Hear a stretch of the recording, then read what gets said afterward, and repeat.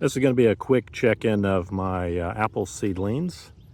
These first ones are the seedlings that I planted November 2024, direct sowed outdoors in the late fall.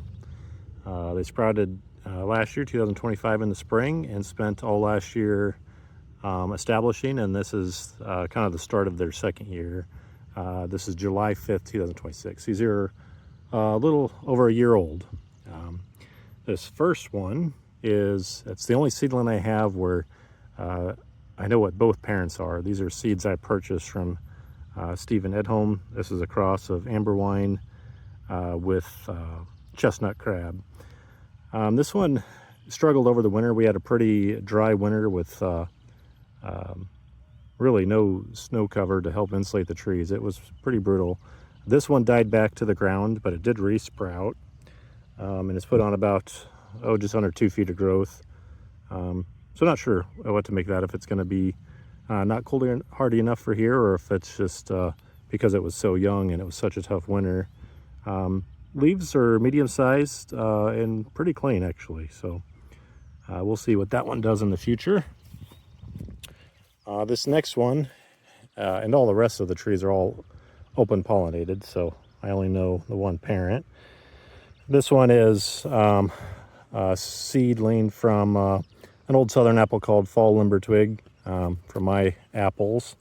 I really like that one. It's a large apple, not a great producer, but the apples store really well and seem to hold up really well to the bugs and diseases. So I think based on the growth, though, it might be a triploid. So haven't had great success. One, just even getting a lot of seeds out of the apples. For a large apple, it only produces a couple of seeds per apple. And then just even getting them to germinate. But I got one here that did germinate.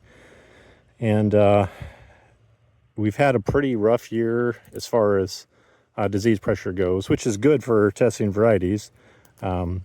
It's been really wet and hot to start the summer after that dry winter. Kind of totally changed course there. But this one's got, I don't know if you can see that on camera, quite a bit of frog eye spot, especially on the lower leaves. The upper leaves are clean, but the lower ones, where the airflow isn't as good, are all covered. So that's something definitely worth notating on that one. The next one, this is a tree that I don't know either parent. It's the only one I don't know either one. It's I had a few seeds that were just miscellaneous apple seeds that I collected. I threw in a jar and planted those out. And one seedling did sprout. And last year was the most vigorous of all the trees and had huge leaves. This year they're still pretty good size, but they are not as big as they were last year. So that's kind of interesting to see. In the start of the second year, the leaves aren't quite as big as they were. Still pretty clean, a minor amount of scab, and a little bit of Japanese beetle damage in the top. Japanese beetles have been terrible this year. And normally they don't bother most apples for me. There's a few notable ones they like Honeycrisp and some others, but this year they've just pretty much been hitting every apple. It's I don't know if it's the wet year we've had, that maybe the leaves are just a little more tender and they're eating everything. But this one's not too bad, but a little bit of damage there. This one, if I can get back a little bit, because it's a large tree. These are my two largest seedlings. They're approaching 90 inches. I mean, they're over 7 feet tall. These are both seedlings from store-bought opal apples. It's an apple I really like, and you can't really buy it. It did come off patent this year, but still can't find trees for it. Eventually, I'm sure, but got these two seedlings. One is just excellent. Its leaves are clean, large. There are some sources that say the leaf size in the first season or two can tell you, can correlate to the eventual fruit size. So I'm gonna track that just for my own information to see if that turns out being true. But if that is true, this is a large-leafed tree, so it could produce large apples.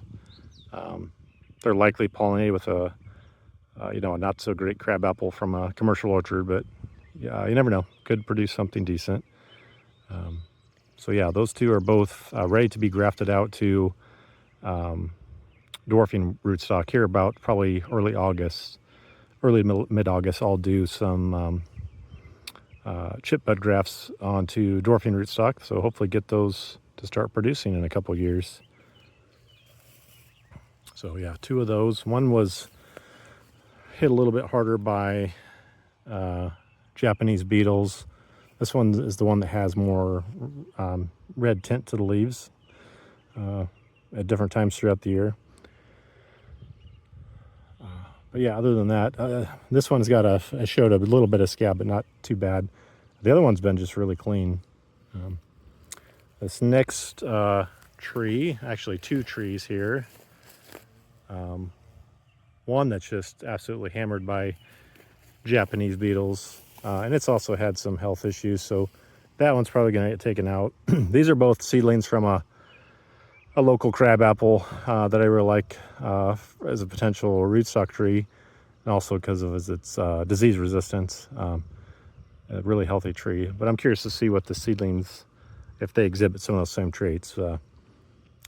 So one is really healthy and vigorous, and I'll graft that one out this late summer as well to evaluate the fruit, but more importantly, just evaluate the disease resistance. It's getting hit by Japanese beetles a little bit in the top there, but not as bad as the one next to it. And I think it's just because they're so close. This other one is just totally, the leaves are skeletonized completely. So that one will probably be taken out. It hasn't shown too much promise so far. The next grouping, these are rocket apples. So again, store-bought apples. I planted the seeds because I like the apples, but you can't get the tree. So I was hoping maybe some of those genetics would come through, at least as a starting point for future breeding. But I've got, let's see, I think 6 of those rocket apple seedlings. Some look better than others. I mean, this one's pretty decent. Medium-sized leaves. There's a couple that are have pretty small leaves, and probably the crab apples. Most of them are probably crab apples, honestly, being store-bought seeds. But there's a couple that, if you can see that one there. Sorry for the poor camera work. That one's got larger leaves, so a little bit of rust on that one. Maybe a little bit of frog eye spot. Not bad, though, compared to some of the others. So if there's any truth to the leaf size correlating to eventual fruit size, at least in the first year or two, then that one is potentially a larger apple. And then this last group in this nursery row from last year are a seedling apple that I found in northeast Iowa that we just call the FDR tree, the France dark red, after the family that owned the property.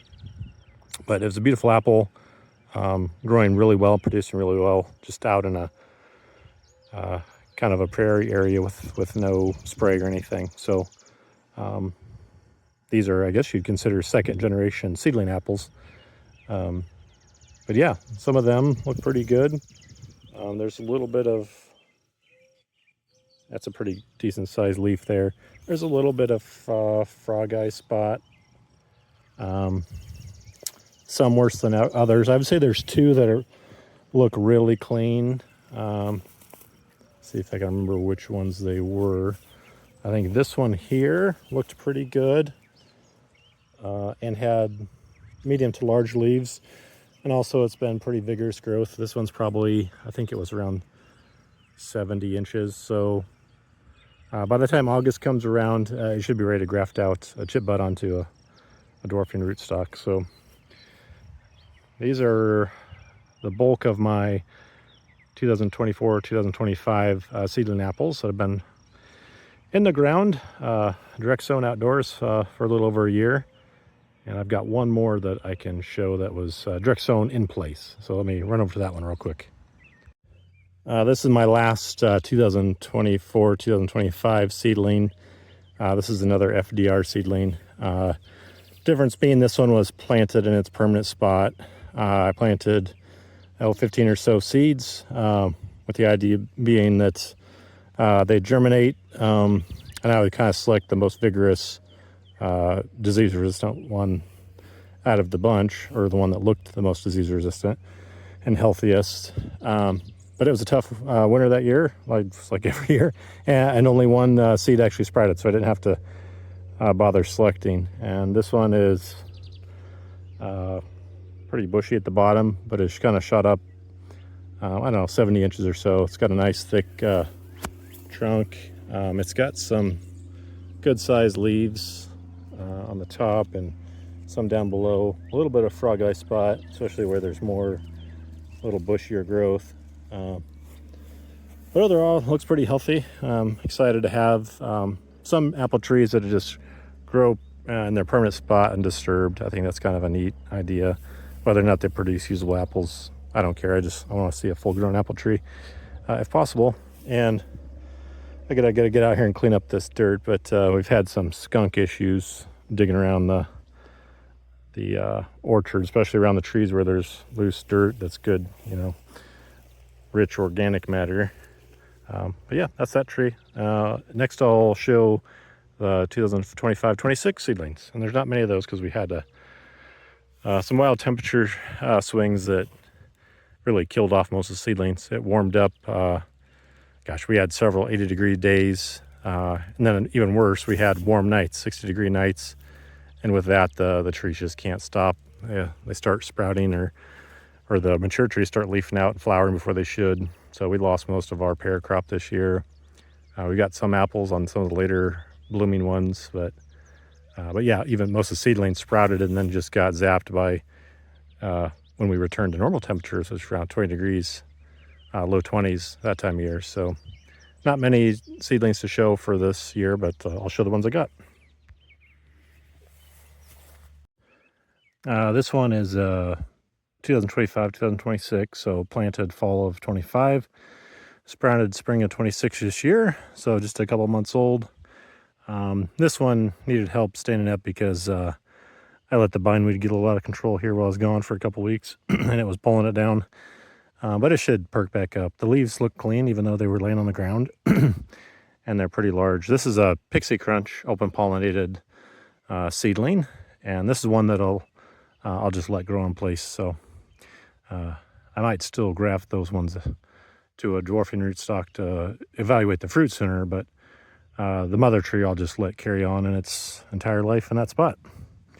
So that's the first of the 25-26 seedlings. This is an open pollinated Gala apple seedling. This is my second apple seedling for this year, next to this pear graft. Yeah, that's it there. Looks pretty decent. It's a Gala. This one is a Wild Twist open pollinated seedling. So a store-bought apple. And this one I planted in the spring rather than the fall, just because I was so disappointed about most of my seedlings getting zapped this year by the huge temperature swings. I went ahead and planted a few store-bought apple seeds from some Wild Twist apples I had, and one of those sprouted, and we'll see how it does. And this is my fourth and final apple seedling for 2026, unfortunately, but that's how it goes. This one is an Empire apple, open pollinated seedling. And this one sprouted really late. I didn't think anything was going to sprout in this part of the garden, but this one finally did, which is promising. Maybe that means it'll be a late a variety that's late to wake up and maybe late to bloom, which is good for Iowa. Anything that can avoid those early temperature swings and late freezes would be good. So this one is probably the most vigorous of the 26 seedlings. I don't know if you can see that with the cage very well, but clean leaves and really large leaves, so that one's promising. So that's all the apple seedlings I have growing from last year and this year.